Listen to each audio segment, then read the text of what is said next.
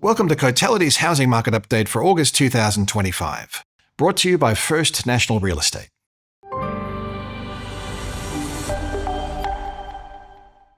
Our National Home Value Index notched up a sixth consecutive month of growth in July, following a slight dip in values at the end of last year. After a positive turn in February, which aligned with the first rate cut, the monthly pace of growth is held at 0.6% since May, as the opposing influences of low supply, falling interest rates, and rising confidence run up against affordability constraints and lingering uncertainty. Every capital city recorded a rise in dwelling values through the month, led by Darwin with a solid 2.2% rise, followed by Perth, which was up 0.9%. At the softer end of the growth tables are Hobart, Melbourne, and the ACT. The positive trend in housing values is supported by persistently low inventory levels, with national listing numbers tracking 20% below the previous 5-year average for this time of the year. At the same time, Cotality's estimate of annual sales is tracking about 1.9% above the previous 5-year average. The imbalance between available supply and demonstrated demand has supported auction clearance rates, which have been tracking slightly above the decade average since mid-May. Although the monthly growth trend looks to have found a sweet spot, the rolling quarterly change does show a clear upswing since February's rate cut. The 1.8% rise in the national index over the 3 months ending July was the strongest outcome since the 3 months ending June last year. The rate of growth in house values is once again outpacing gains across the unit sector. The past 3 months have seen the national house value rise by 1.9%, adding approximately $16,700 to the median value. In comparison, unit values are up a smaller 1.4%, or roughly $9,700 on the median value.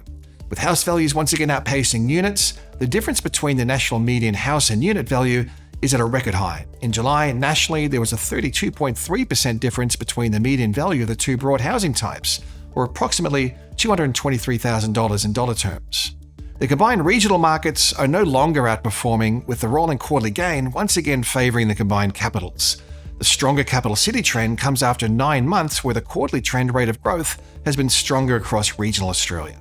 The strongest regional markets have seen a clear change since the pandemic, when commutable lifestyle markets were leading the gains. The current trend favours rural markets in Western Australia, Queensland, and South Australia, where housing generally is quite affordable and economic conditions are generally robust.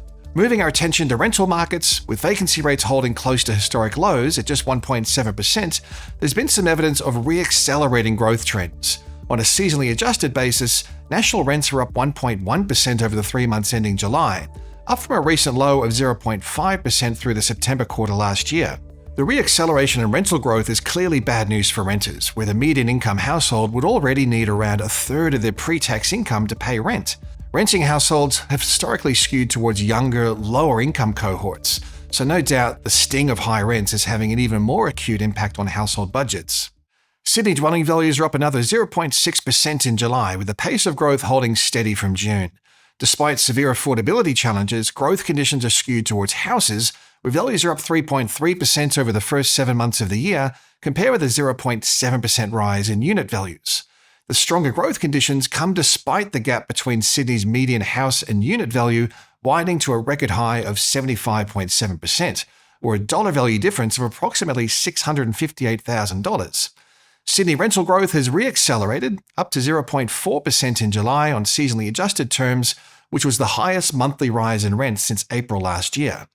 The outlook for housing values remains positive, and we expect values to continue posting a broad-based but modest rise through the rest of the year, supported by an outlook for lower interest rates, improving sentiment, and short housing supply. The June quarter inflation outcome, with a quarterly trim mean at 0.6% and the annual core inflation reading reducing to 2.7%, which was the lowest reading since September 2021, sets the scene for an August rate cut and probably 2 to 3 more rate cuts over the coming 12 months.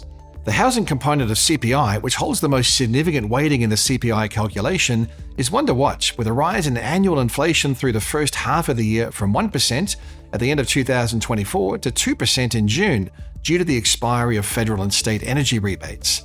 The cost of new dwellings has also ticked a little higher, and the rental component of CPI could also see some renewed upwards pressure if the re-acceleration in private sector rental measures persists. Given that core inflation is now firmly around the midpoint of the RBA's target range, there's a clear expectation that interest rates will reduce further from here. Lower interest rates go well beyond providing a lift to home loan serviceability and borrowing capacity, We also expect to see a further rise in consumer sentiment as cost of living pressures are contained and the cash rate moves lower. Historically, consumer sentiment and housing activity have shown a very close relationship. Low housing supply is another factor supporting some upwards pressure on housing values, both from an immediate perspective via low advertised listing numbers, but also insufficient levels of newly built housing supply that's likely to be a feature of the market for some time yet. Building costs remain high and profit margins have been severely compressed, especially across the multi-unit sector, given the mostly below-average trend in dwelling approvals alongside extended approval to completion times and competition for labour from the public infrastructure sector. It's hard to see the cumulative shortfall in newly built homes being addressed within the next couple of years at least. Despite the tailwinds, the housing market's also facing a few headwinds. Housing affordability poses the most significant barrier to a material rise in housing prices. Data to March shows the national dwelling value to household income ratio at 7.9 is just shy of record highs. Although loan serviceability metrics are improving as interest rates reduce, higher housing prices are dampening the influence of lower rates. Elevated levels of household debt are another factor blocking a more material rise in home values. Recent statements from the Council of Financial Regulators and APRA make it clear that regulators are watchful for any sign of excessive debt accumulation as financial conditions ease. Other downside factors for the housing sector include the uncertainty related to geopolitical risk and tension around conflict zones, such as the Middle East and Ukraine, as well as the more normal levels of population growth that should help to dampen demand-side factors. On balance, the tailwinds of lower interest rates, higher confidence, and low housing supply are likely to outweigh the headwinds, providing the foundations for further modest growth in housing values in 2025. The coming months will be interesting to watch. As we approach spring, it's normal for listing numbers to ramp up, testing the depth of housing demand. You can keep track of all these trends and more at the Insights pages of the Cotality Australia website.